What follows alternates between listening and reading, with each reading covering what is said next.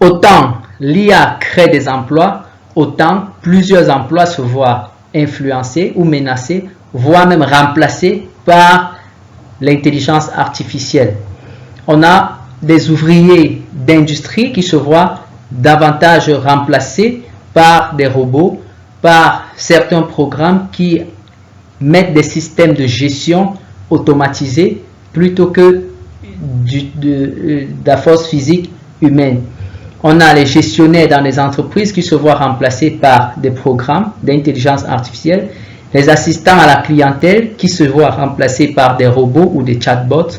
On a les chauffeurs et les pilotes qui se voient remplacés par des voitures automatiques et des pilotes automatiques. On a les services de livraison de courrier qui se voient remplacés par des drones. On a dans l'administration publique beaucoup de services qui se voient être digitalisés. C'est le cas par exemple des archives. Et donc les archivistes ne sont plus physiques, ils sont maintenant beaucoup plus numériques. On a les avocats qui se voient être assistés aujourd'hui. On parle des juristes assistés ou bien on parle des avocats assistés. On a le programme Watson par exemple qui permet d'assister les avocats, mais aussi d'assister les compagnies d'assurance. Watson a remplacé au Japon 30 personnes dans une compagnie d'assurance et gère à lui seul un certain nombre de services. Donc c'est réel. On a les commerçants qui se voient être convertis dans les commerces en ligne et donc d'être assistés par des programmes d'intelligence artificielle. On a le nombre de médecins qui réduit grâce à l'apport de l'IA. On a les coursiers également qui se voient être remplacés par des programmes d'intelligence artificielle ou des robots et des drones.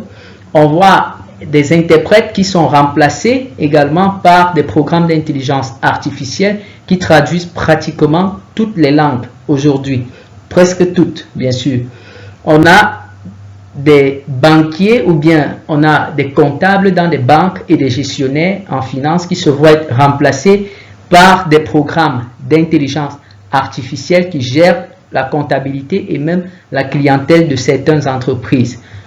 On a également en projection les métiers de journalisme qui peuvent être influencés par l'intelligence artificielle.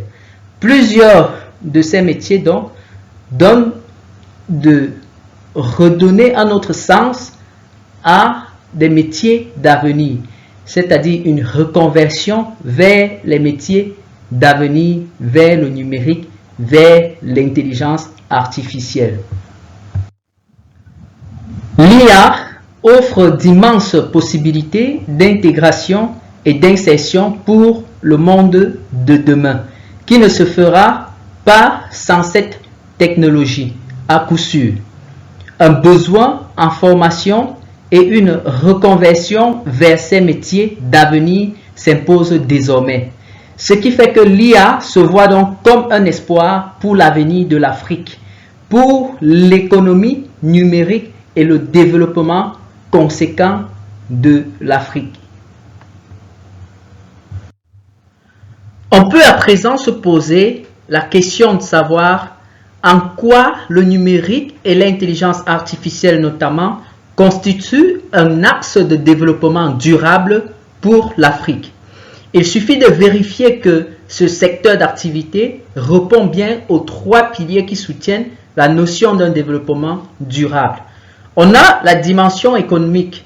Il faut observer simplement la puissance économique des GAFAM et des BATX sur l'économie mondiale.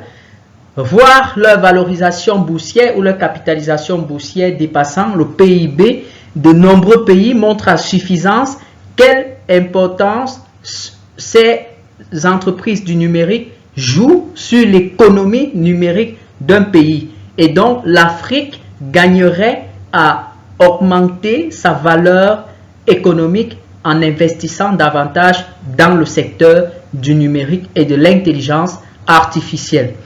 La dimension sociale, l'intelligence artificielle grâce au numérique sert tous les secteurs d'activité et toutes les couches de la population sans discrimination.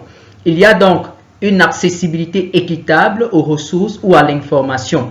Il y a un accès à différents services grâce aux applications sur smartphone. Il y a la promotion de l'hyperhumanisme grâce à l'IA. Tout le monde se sent augmenté. Tout le monde peut avoir accès à un smartphone aujourd'hui. Et donc, tous les secteurs sont également ouverts à tous les acteurs qui aimeraient s'imprégner de l'IA ou bien qui aimeraient apprendre l'IA grâce à Internet ou grâce à des forums ou grâce à des e-books en ligne. On a la dimension environnementale.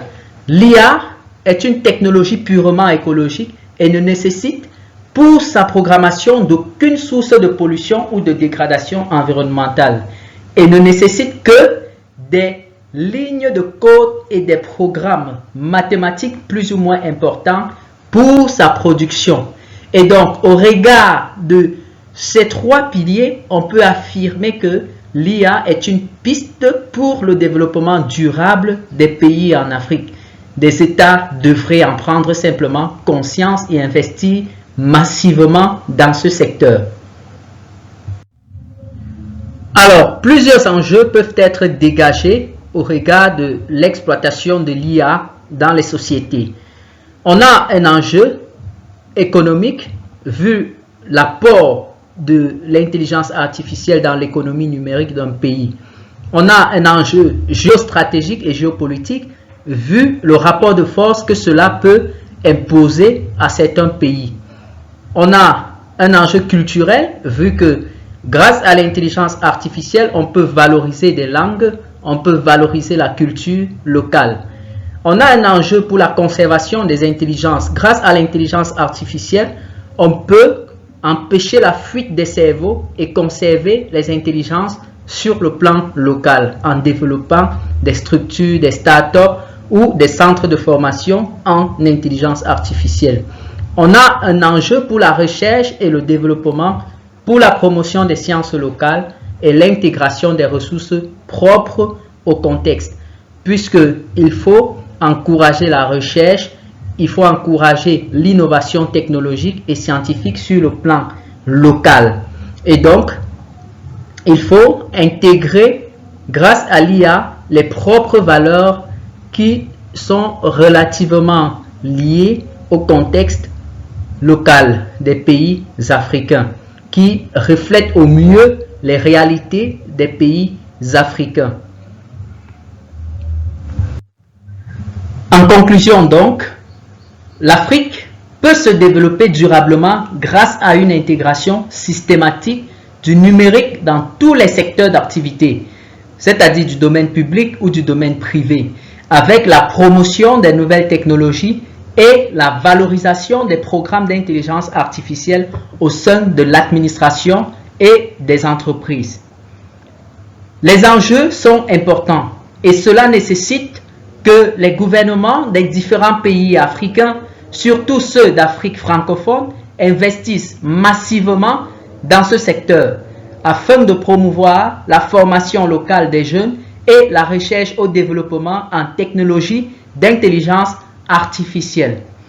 Ces efforts des gouvernements permettront de réorienter les investissements vers des économies beaucoup plus durables telles que l'économie numérique et digitale et aussi permettra une reconversion des compétences vers ces acteurs, vers ces secteurs d'activité et créera en même temps des nouveaux emplois.